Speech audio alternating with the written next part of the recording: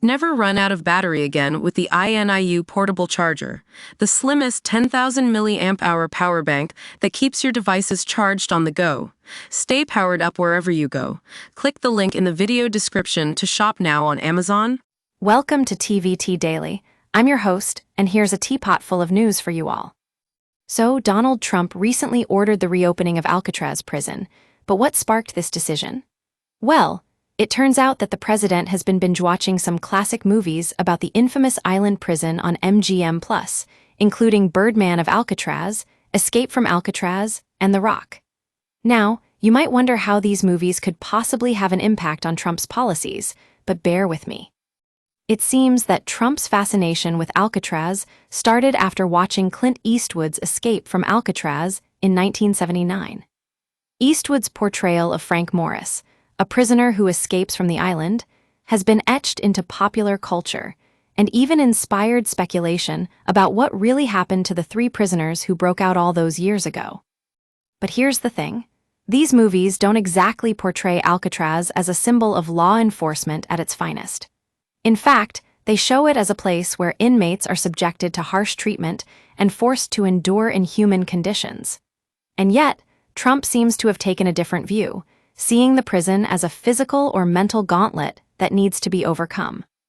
It's worth noting that these movies were made during a very different time, when the U.S. was still grappling with issues of mass incarceration and social justice.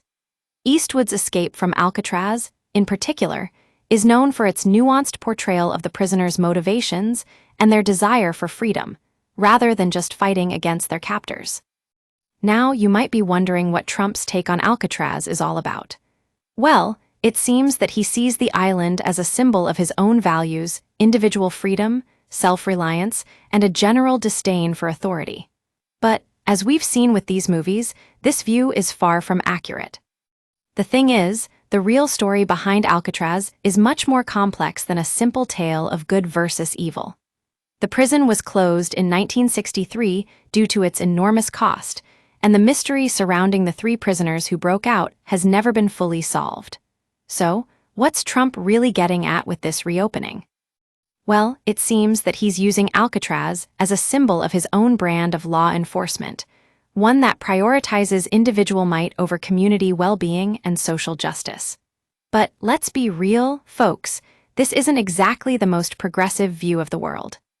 In conclusion, it's clear that Trump's fascination with Alcatraz is more about symbolism than substance. By binge-watching these classic movies, he's created a narrative that doesn't reflect the harsh realities of life inside the prison. So, what can we take away from this? Well, for one thing, we need to be wary of politicians who use symbols and narratives to justify their policies.